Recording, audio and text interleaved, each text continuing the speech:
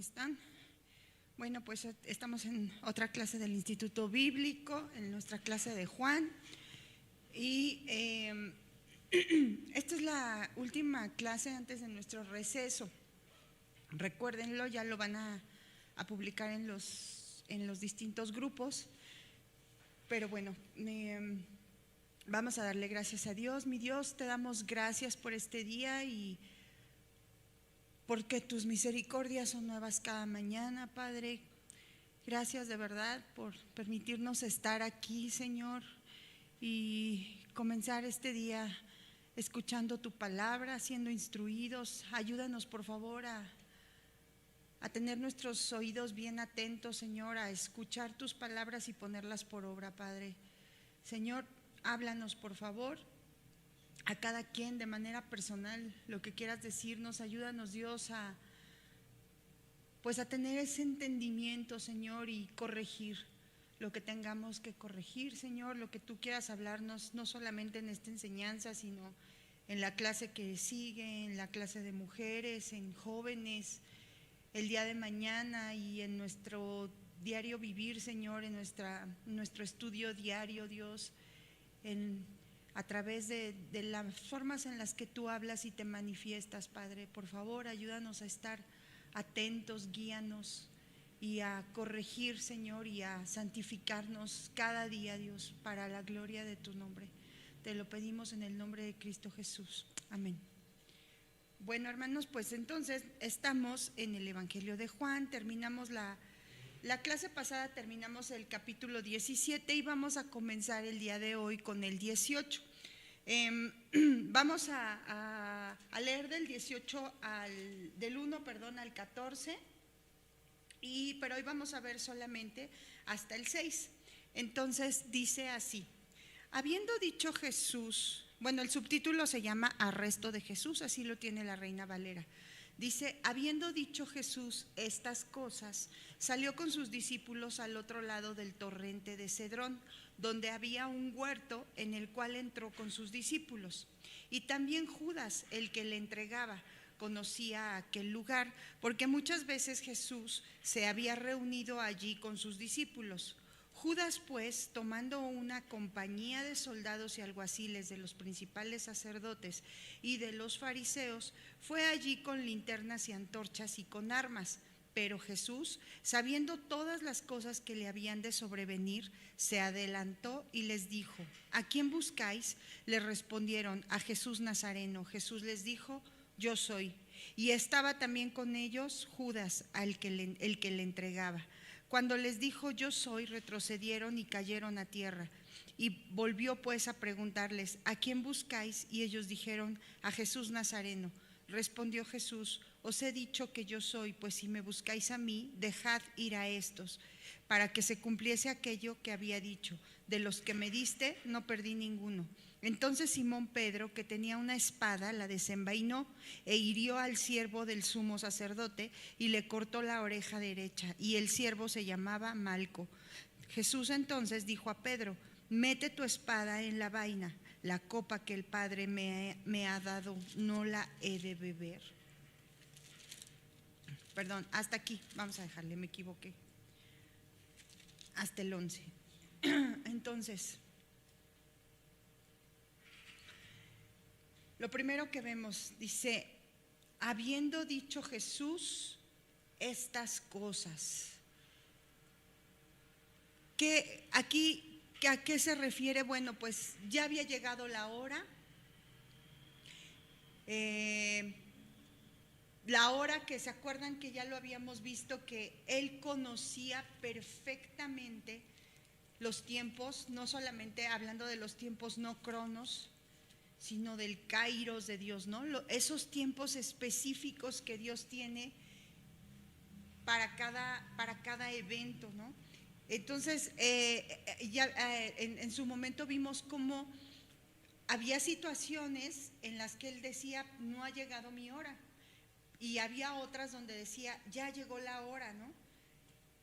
Como por ejemplo en Juan capítulo 13, versículo 1, que dice: antes de la fiesta de la Pascua, sabiendo Jesús que su hora había llegado, para que pasase de este mundo al Padre, como había amado a los suyos que estaban en el mundo, los amó hasta el fin.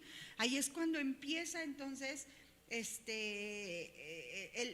a anunciar que había llegado la hora. Y también lo vemos en el 17 que acabamos de revisar. En el 17:1 igual dice: estas cosas habló Jesús levantando los ojos al cielo y dijo: Padre, la hora ha llegado, glorifica a tu Hijo para que también tu Hijo te glorifique a ti. Entonces ya era la hora, justo ya, entonces ya se iba a concretar. Estaba terminando ya de toda esa plática que tuvo con los discípulos, que lo vemos desde el capítulo 13 hasta el 16, antes de que empezara a orar, ¿no? A levantar esa oración sacerdotal. Pues todo lo que estuvo instruyéndoles, hablándoles, dándoles ejemplo, ya también ya había pasado, y ya entonces había tenido esa oración con el Padre que nos dejó ver en la intimidad, donde ora por sí mismo, ora por sus discípulos y también ora por quién, por nosotros, por todos los que en algún momento íbamos a creer en Él, hasta el último de las personas que se van a arrepentir, hasta el último de los tiempos, hasta que Él vuelva, ¿no? Entonces eso ya había terminado, y ahora sí ya venía la hora, la grandiosa hora donde iba a pasar sufrimiento físico,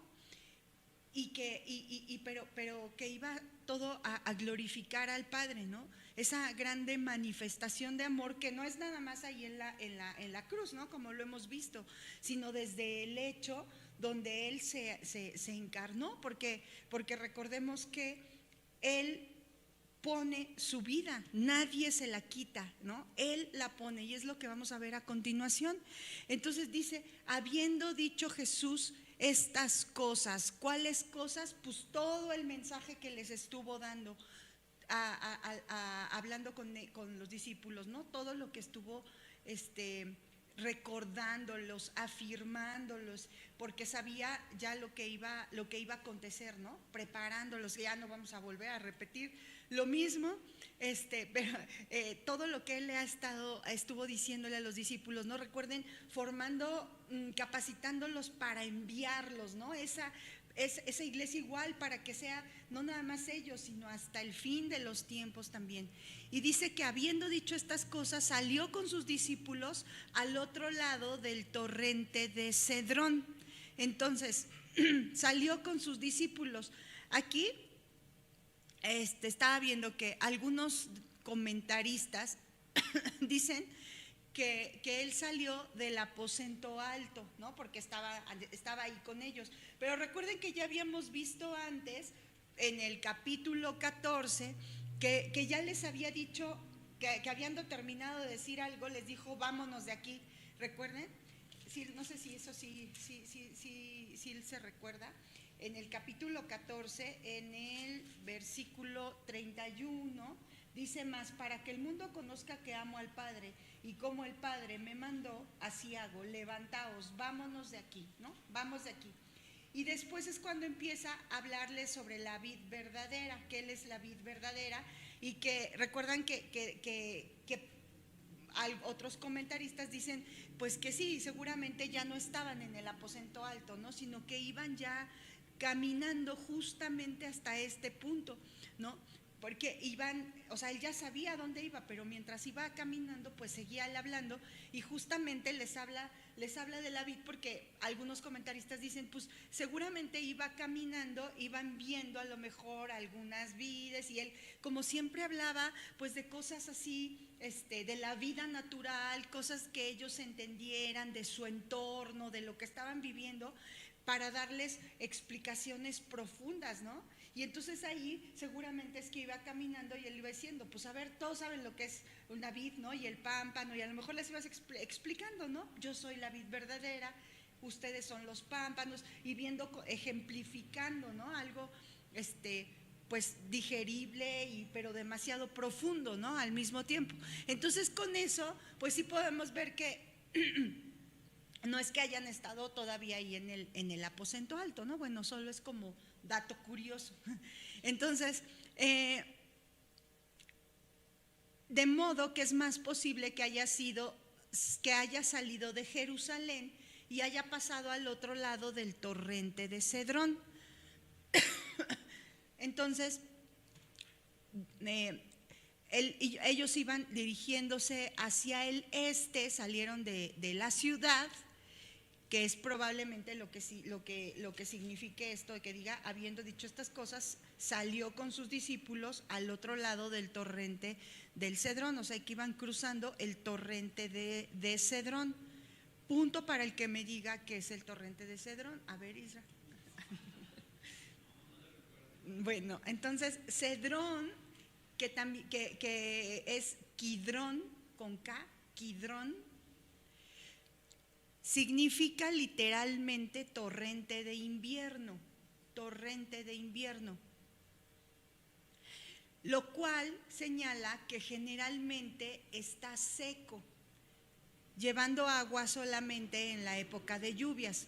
Entonces por eso lo podrían cruzar, ¿no? El torrente de Cedrón se encuentra entre Jerusalén y el Monte de los Olivos, por eso dicen algunos de los comentaristas que salía de Jerusalén, cruzó el torrente de Cedrón y entonces iba hacia el Monte de los Olivos. El Valle del Cedrón está ubicado entre el muro oriental de Jerusalén y el Monte de los Olivos.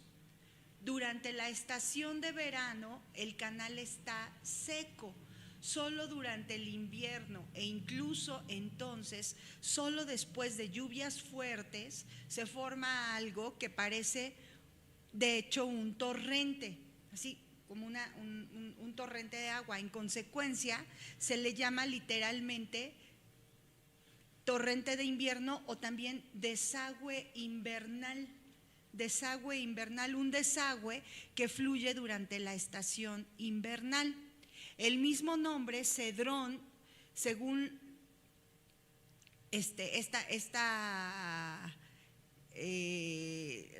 un significado, significa también oscuro o turbulento. Y bueno, entonces al otro lado de ese torrente, del torrente de Cedrón, había un huerto entonces en el cual entró con sus discípulos. Habiendo dicho estas cosas, salió con sus discípulos al otro lado del torrente de Cedrón, donde había un huerto en el cual entró con sus discípulos.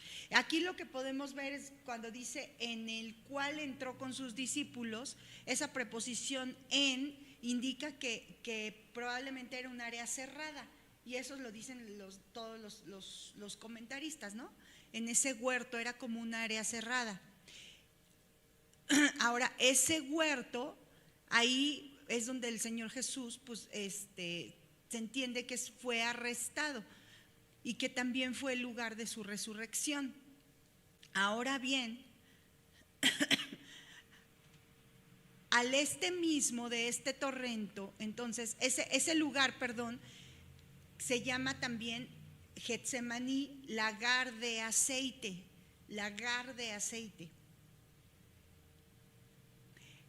Aquí en el Evangelio de Juan, o sea, el apóstol no lo menciona como Getsemaní, pero, o sea, hace entender que sí está hablando del Getsemaní, ¿no? Que se llama lugar de aceite. Miren cómo dice.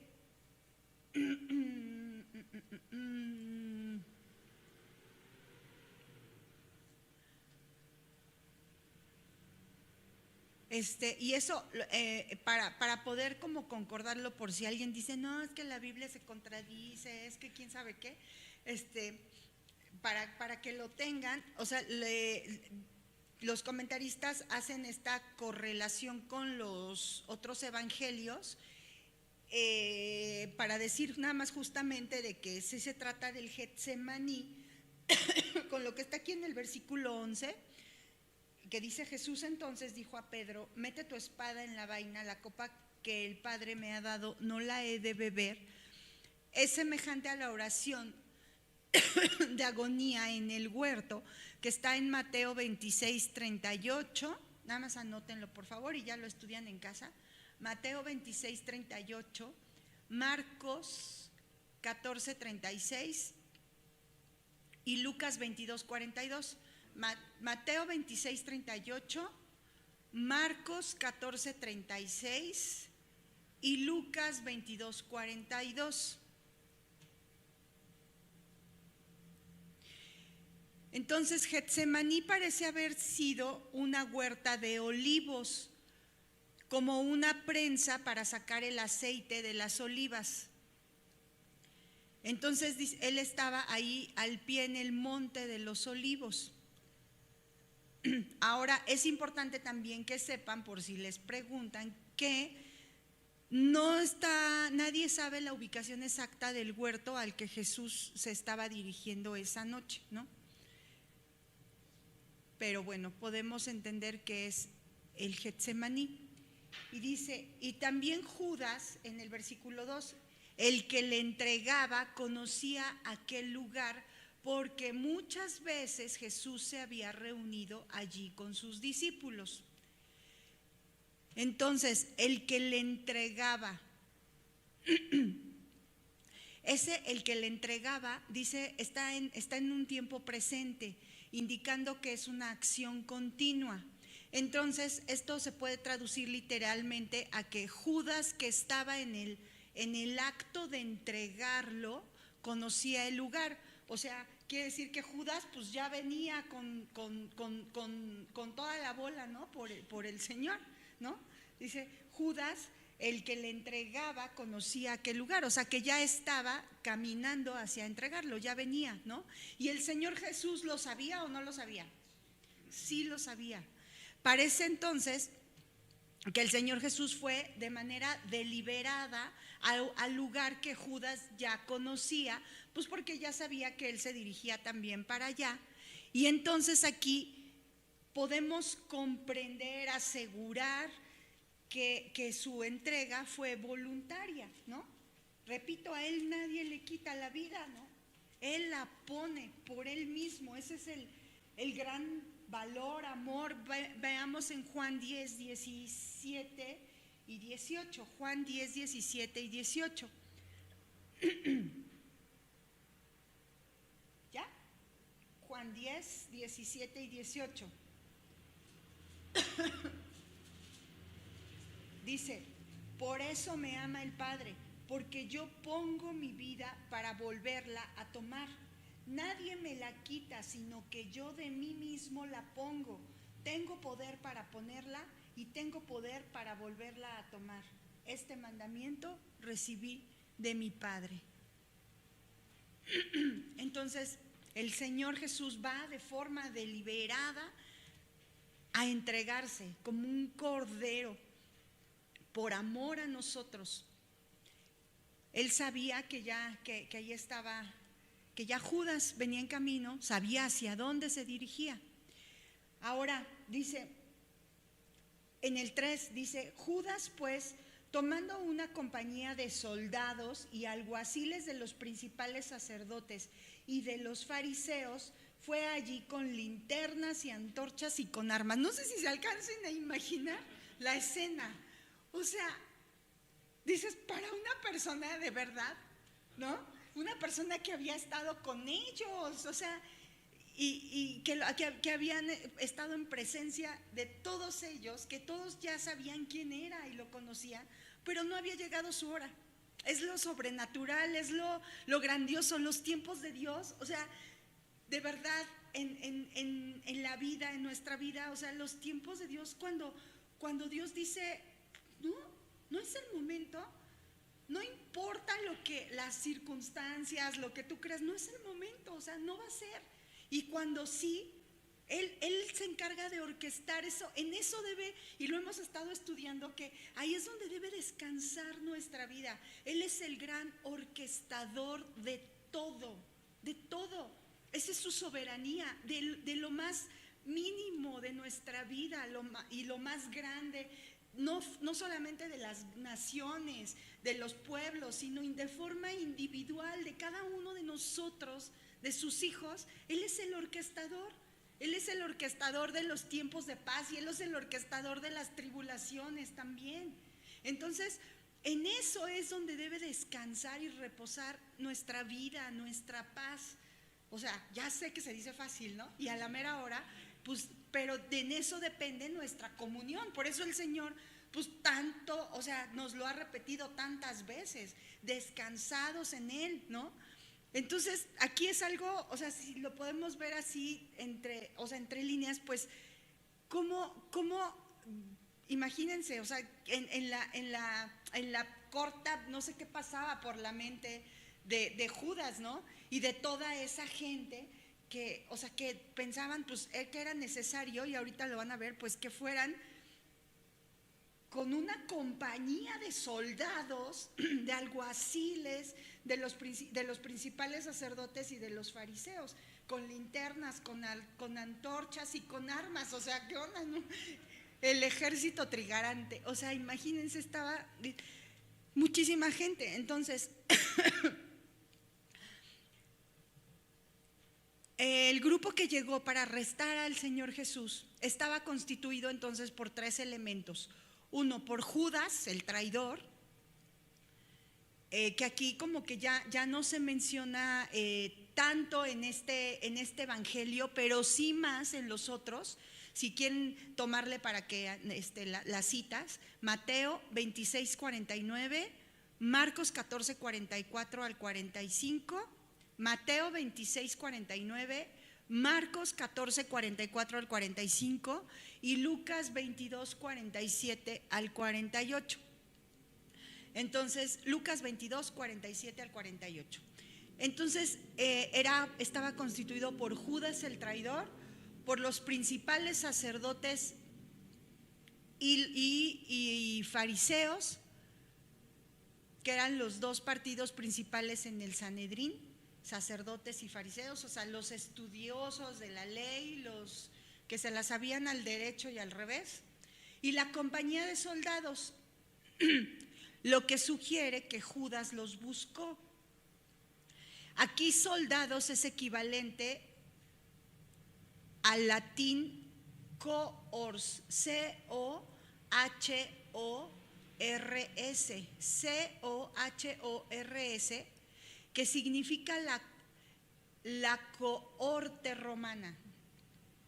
Es decir, que se trataba de unos, fíjense, de unos 600 a 1000 hombres, o sea, de 600 a 1000 hombres. Y si así fuera, entonces habría unos 240 caballos y unos 760 infantes. ¿Sí? Entonces, unos de 600 a 1000 hombres, como unos 240 caballos y unos 760 infantes. Miren, vamos a ver una correlación con Hechos 21:31. Hechos 21:31.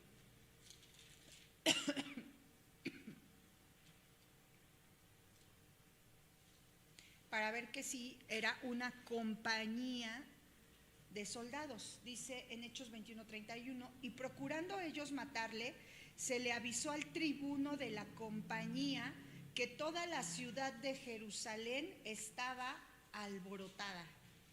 Entonces, era un verdadero alboroto en ese momento, ¿no? Si era una cantidad así descomunal de gente que llegó para apresar al Señor Jesús. Y el Señor Jesús esperándolos, ¿no? Entonces, versículo 4. Pero Jesús, sabiendo todas las cosas, ahí táchenle a su Biblia, bueno, subrayenle más bien, sabiendo todas las cosas que le habían de sobrevenir, se adelantó y les dijo: ¿a quién buscáis? Le respondieron: a Jesús Nazareno. Jesús les dijo: yo soy. Entonces vemos aquí la presciencia que Jesús tenía de sus sufrimientos, a pesar de lo cual pues Él salió a buscarlos. O sea, ni siquiera tuvieron ellos que llegar ahí a hacer algún alboroto, ¿no? El Señor Jesús salió en paz porque él sabía todas las cosas, sabía lo que ya le iba a sobrevenir y él se adelantó. Entonces, y les dijo: ¿a quién buscan? Le respondieron: a Jesús Nazareno, y él les dijo: yo soy. Con una respuesta también suave. Cuando ellos le dijeron a quién buscaban, ellos le dijeron: a Jesús Nazareno, y él les dijo: yo soy.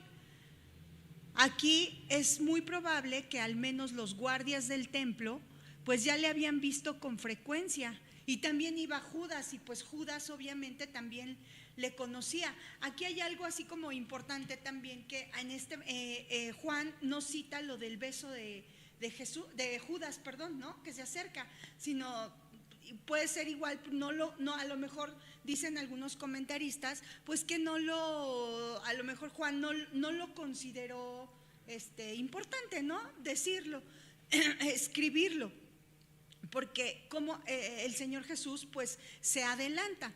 Entonces ninguno de ellos se atrevió a decir: tú eres el hombre a quien buscamos, sino dicen que buscaban a Jesús Nazareno. Este era como un título despectivo que le daban. ¿Por qué? Pues tratando como de menospreciar o de oscurecer la evidencia de que él era el Mesías, ¿no? Entonces solamente como diciendo: pues uno que es de Nazaret, ¿no? A Jesús Nazareno. Entonces aquí nosotros podemos ver a Jesús como el gran profeta dándose a conocer a sí mismo, pero más adelante en el 6 lo vamos a ver como el Rey de Reyes, y en los versículos 7 y 8 como el sumo sacerdote compasivo que cuida de los suyos.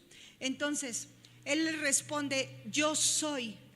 Aun cuando ellos le habían llamado Jesús Nazareno, él responde al nombre, y entonces él en ese momento dice: yo soy. O sea, era como algo despectivo, ¿no? Que le estaban diciendo: ay, al Jesús Nazareno, y él dijo: yo soy. Le estaban pues faltando al respeto, ¿no? O sea, él sabía que él es Dios, y él en ese, o sea, sabía que le estaban hablando como: al de Nazaret, al no sé qué así, y él dijo: sí, yo soy. En ese momento él estaba haciendo lo que dice en Hebreos 12:2, que él estaba menospreciando el oprobio, lo que ya sabía que iba a venir, ¿no? Vamos a ver qué dice Hebreos 12:2.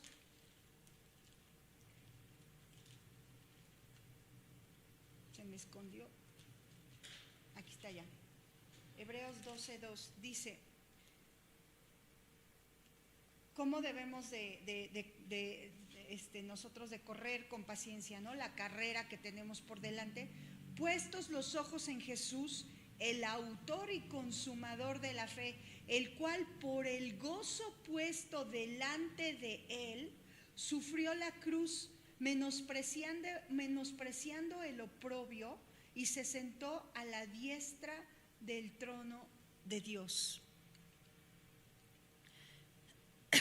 Entonces el Señor Jesucristo pudo haber dicho: no soy, porque pues él era más bien de Belén, ¿no? O sea, no fueron específicos, pero él sabía que era el momento de, aparte de estar diciendo que él es, o sea, yo soy, ahorita vamos a ver, ¿no? O sea, él estaba pues revelándose.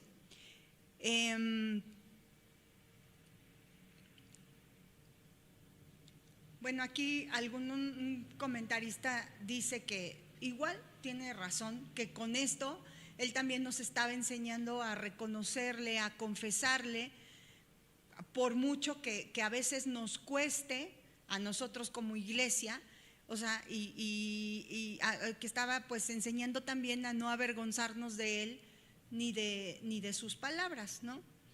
Él les dice, cuando él les dice yo soy, dice aquí en el versículo 6, ¿qué es lo que pasó? Dice que ellos retrocedieron y cayeron a tierra. O sea, eso fue, imagínense cuánta gente era. O sea, ellos retrocedieron y cayeron a tierra. O sea, que es un espectáculo, ¿no? Y que, o sea, que que eso fue algo repentino ante la fuerza y la profundidad de lo que significa que les dijo yo soy, ¿no? O sea, no era nada más, sí, aquí estoy, yo soy. O sea, les dijo yo soy Dios, ¿no? Yo soy Dios encarnado, o sea, es revestido de poder, ¿no? Y sin embargo, entregándose, sufriendo el oprobio, el desprecio, ¿no? Que en ese momento, o sea, entonces, ¿y todo por qué? Porque él ya sabía lo que iba a venir, o sea, por nosotros, no lo podemos ni siquiera comprender de verdad. Entonces ellos pues pierden el equilibrio, retroceden, se caen al suelo, y lo inesperado de la conducta de Cristo, el hecho de que por voluntad propia le saliera al paso, se adelantara, la forma en que había tomado toda esta situación en sus manos, la majestad de su voz, la mirada de sus ojos, todo esto puede haber ayudado a producir este efecto que se describe aquí, ¿no? Sin embargo, estos factores no lo pueden explicar. Aquí hay otra señal que, fíjense, vamos a ver qué dice en Juan 2:11. O sea, esto lo toman los comentaristas como, pues sí, fue una señal de su divinidad, de su majestad. Lo mismo que pasó, y haciendo referencia a las bodas de Caná, ¿no? Ahí que les dice, cuando hace lo del vino en las bodas de Caná, en el 2:11, este principio de señales hizo Jesús en Caná de Galilea. ¿Y qué pasó? Y manifestó su gloria, y sus discípulos creyeron en él. Manifestó su gloria y sus discípulos creyeron en él. Entonces, en orden cronológico, esta fue la primer señal, ¿no? Aquí comenzó. Juan utiliza esta palabra con más frecuencia refiriéndose a señales, más que otros en los otros evangelios. Esto indica un milagro que es considerado como una prueba de la autoridad y majestad divinas. La atención entonces de las personas que están percibiendo esas señales, que hizo muchas, se dirige entonces por ello del hecho mismo hacia Cristo, ¿no? O sea, no hacia lo que está aconteciendo, sino hacia él, ¿no? La señal es una obra del poder de Dios en esta esfera física. Entonces ilustra con frecuencia un principio que opera en la esfera espiritual. Lo que sucede en la esfera de la creación señala hacia la esfera de la redención. Por ejemplo, la multiplicación de los panes, que eso lo vemos en el capítulo 6, ya lo ven ustedes en casa, dirige la atención hacia Cristo, que Él es el pan de vida. Por ejemplo, que la curación del ciego de nacimiento, que lo vemos igual en el capítulo 9, se basa en las palabras del Señor: yo soy la luz del mundo. La luz en la esfera espiritual. La resurrección de Lázaro, igual, que lo vemos en el capítulo 11, se conecta inmediatamente con Jesús como el dador de toda la vida espiritual y física. Entonces, las señales desvían la atención más allá de la misma señal hacia Cristo, hacia el que las está realizando, hacia el Señor Jesucristo, ¿sí? Entonces todo lo demás queda relegado en un segundo plano, porque lo que estamos viendo aquí en las bodas de Caná, pues a ver, ¿quién se ha preguntado quién era el novio? Pues quién sabe, ¿no? ¿Quién era la novia? ¿Quién sabe? O sea que no sabemos nada de eso, ¿no? ¿Qué relación tenían con María? ¿Por qué María fue? Pues no, sino es Cristo en todo su esplendor, ¿sí? Mostrando su divinidad, su poder, su majestad. ¿Y qué es lo que pasaba? Pues entonces dice que Él manifestó su gloria y sus discípulos creyeron en Él. Entonces aquí manifestó su gloria. A esto de manifestó su gloria igual podemos cotejarlo, referenciarlo a Juan 1:14. Juan 1:14, que es que manifestó su gloria. Dice Juan 1:14, y aquel verbo fue hecho carne. El verbo de Dios fue hecho carne y habitó entre nosotros. Y vimos su gloria, gloria como del unigénito del Padre, lleno de gracia y de verdad. Entonces vimos su gloria. Aquí sí se refiere a que la vimos físicamente, porque habitó el verbo, habitó aquí, se hizo carne y vimos aquí su gloria, la manifestación física de su deidad, la vimos aquí. Sin embargo, siempre incluye algo más.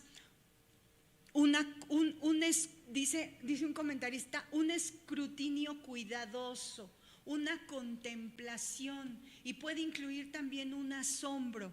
Este verbo describe entonces la acción de que dice y vimos su gloria, la acción de alguien que no es que mire así como distraídamente, así como que vimos, lo vimos, sí lo vimos pasar. No. O sea, vimos quiere decir con asombro, con contemplación, con cuidado, ¿no? Que vimos entonces, tampoco quiere decir que vimos rápidamente, sino como les decía, ¿no? Es que estás examinando, que estás reflexionando. Entonces, que lo estás escudriñando, examinándolo con cuidado, lo estudia, contemplándolo y considerándolo detenidamente. Como por ejemplo, igual ahí Juan dice, como Juan el Bautista dice, también dio Juan testimonio en el 1:32, diciendo, vi al Espíritu que descendía del cielo como paloma y permaneció sobre él. O sea, a esto se refiere como cuando vimos su gloria, vimos esa manifestación, ¿no? En Juan 4:35, aquí vemos, dice, ¿no decís vosotros aún faltan 4 meses para que llegue la siega? He aquí que os digo, alzad vuestros ojos y mirad los campos, porque ya están blancos para la siega.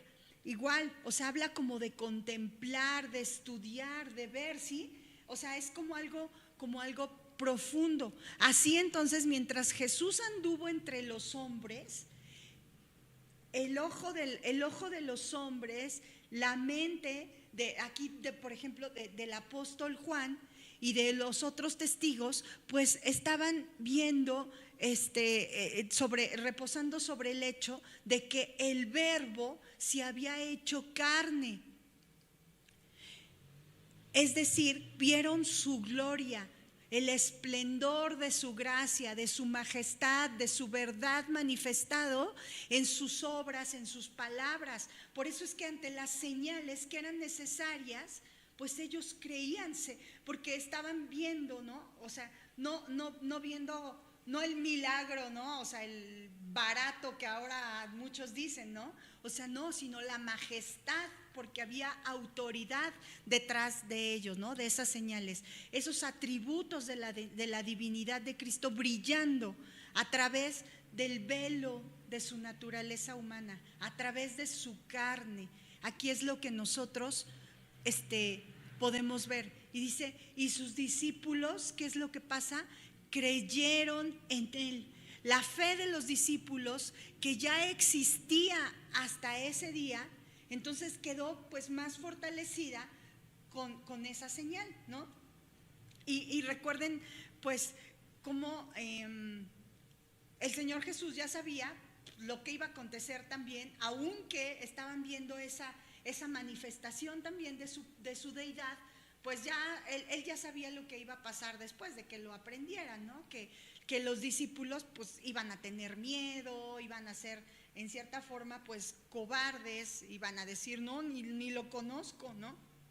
Pero el Señor Jesús ya había orado, ya había al Padre, y ya le había dicho al Padre que ellos habían escuchado sus palabras y habían creído. O sea, él sabía que eran hombres de fe, aún con esas debilidades, porque él todo lo ve, él escudriña el corazón, él es Dios, ¿no? Entonces, pues aquí volviendo a Juan 18,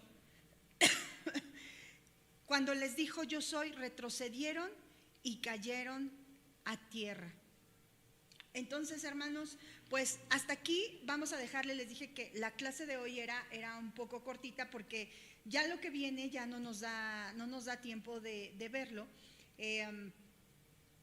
Pero hasta aquí podemos nosotros pues reflexionar pues en este tiempo que creo que vamos a tener de descanso, ¿no? De fin de año, que yo les animo a que volvamos a retomar todo el Evangelio de Juan, ¿no? Esta parte hermosa que nos muestra el Señor hasta este momento, y que veamos, recapacitemos justo en eso, que lo veamos con lo que estamos viendo ahorita en Colosenses, en la manifestación de Cristo, de conocer a Cristo.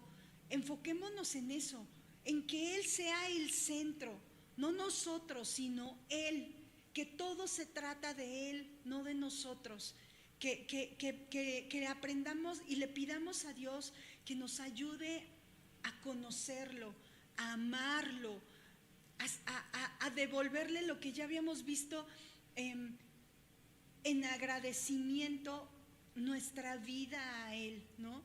Que podamos comprender pues la grandeza de Él, de su deidad, y la grandeza indescriptible de ese amor hacia nosotros, hacia hasta el último de sus hijos, de los que vamos a creer en Él. Esa grandeza de la redención, del amor tan grande, del cuidado tan grande hacia nosotros, del cuidado que tiene, no solamente que tuvo en ese momento por la iglesia, sino hacia nosotros, ¿no? Hasta el último de los tiempos, el cuidado en general, de que como un buen pastor, como un sacerdote bueno, como un padre amoroso, que nos ayude a entender, a conocer, a amarlo. Porque la verdad es que yo no puedo ver más a través del Evangelio de Juan, bueno, de toda la palabra, ¿no? Pero de esto, del acto de amor tan grande, del cuidado tan grande, del amor inmerecido, ¿no? De la deidad del Señor, y de ese amor tan grande hacia nosotros, a su iglesia, de ver esa manifestación de Él a través de la redención, ¿no? Que el Señor nos ayude a que eso, que nos asombremos así, o sea, que de verdad nos vayamos para atrás también como ellos y nos caigamos de esa revelación que Él tenga en nuestra vida, que no seamos así como que, yo lo vi como los otros, ¿no? O sea, que pasaron. ¿Cuántos no pasaron con Él? O sea, lo vieron, fueron participantes de los milagros, de esas señales, vivieron eso, y sin embargo pasaron desapercibidos y se perdieron. O sea, no seamos de eso, sino seamos de los que se maravillan y que creen, ¿no? Y que creen para salvación, y que no sea justamente actos religiosos, sino verdaderamente amor hacia Él, verdaderamente conocimiento de Él, ¿no? Verdaderamente al estar nuestra vida maravillada a Él, pues vivamos justo lo que hemos estado estudiando en las clases pasadas, ¿no? Y que Él decía, en unidad, nos estuvo enseñando mucho eso, ¿no? En la unidad como el cuerpo, esa unidad que no es uniformidad, otra vez, ni es estar todos de acuerdo, sino es unidad ante el pecado, o sea, vida de santidad que le glorifique a Él. ¿Para qué? Para que el mundo crea y para que sigamos entonces hablando, manifestándolo a Él, hablando acerca de Él, de su redención, manifestándolo para que Él venga, ¿no? Hasta el momento en el que Él venga. Entonces, pues tenemos mucho por hacer, mucho por estudiar, ¿no? No dejemos así como que, vacaciones, ¡pum!, la cerramos.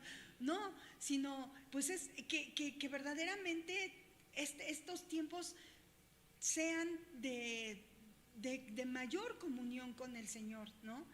Igual de a lo mejor, como ya no vamos a estar los sábados, pero pues podemos estar retomando nuestros apuntes, las enseñanzas, volver a leerlo una otra vez y que el Espíritu nos hable a cada uno. ¿Sale? Compromiso. Vale. Bueno, Dios, te damos gracias, Señor, por esta enseñanza, gracias por esta clase, gracias por este evangelio, Señor. Gracias por tu vida, Padre. Gracias por tu vida, por tu inmenso amor, Señor, hacia nosotros. Inmerecido totalmente, Señor. Solamente somos personas necesitadas de ti, Dios. Estábamos condenadas, pero tú en tu infinito amor, Señor, nos has rescatado. Gracias, Padre, porque nadie te quita la vida. Tú la pones por ti mismo, Señor. Por eso te ama el Padre. Gracias, Dios, porque no menospreciaste, Señor, el oprobio. Gracias, Dios, porque no te aferraste al ser igual a Dios y te despojaste, Señor, de ti mismo. Tomaste forma de siervo, Señor, te humillaste, habitaste en medio de nosotros, Señor. Gracias, Padre, porque te manifestaste a nosotros y te sigues manifestando, Dios. Gracias, Padre, ya no estás aquí físicamente, pero eres el sumo sacerdote que intercede por nosotros. Gracias porque dijiste que nos convenía que te fueras, Señor, que te fuiste a preparar morada para nosotros y que un día volverás. Gracias porque nos convenía que te fueras, Señor, porque ahora está el Espíritu Santo con nosotros, que eres tú mismo, Dios, con nosotros y en nosotros, en tu iglesia, guiándonos, hablándonos, consolándonos, afirmándonos, hablándonos, escudriñando nuestro corazón, Señor. Ayúdanos, Padre, no te apartes de nosotros, te necesitamos. Ayúdanos a ser desesperadamente necesitados de ti, Señor. Hambrientos de ti, Señor, necesitados de ti, Padre. Por favor, ayúdanos a maravillarnos con tu verdad, con tu palabra, Señor. A que no sea como un relato más, Dios, sino que sea palabra viva en nuestra vida, por favor. Ayúdanos a volver a maravillarnos de ti, Señor. Si hemos perdido eso, Dios, ayúdanos, por favor. Así como pasó en ese momento que dijiste yo soy y se cayeron, así, Señor, que nos caigamos, Dios, que no soportemos esa revelación tan grande de ti, que nos maravillemos en las cosas pequeñas, en las señales que sigues haciendo a nuestra vida, Dios. Guíanos, háblanos, por favor, Señor. Te necesitamos, Dios. Gracias, Padre. Nunca terminaremos de agradecer tu amor, tu obra, tu gran amor y tu fidelidad. Gracias, Padre, por tu misericordia en nuestra vida, por habernos atraído a ti, Señor. Gracias, Padre. Gracias, gracias. En el nombre de Cristo Jesús te bendecimos, te alabamos. Gracias, Padre. Amén. Bueno.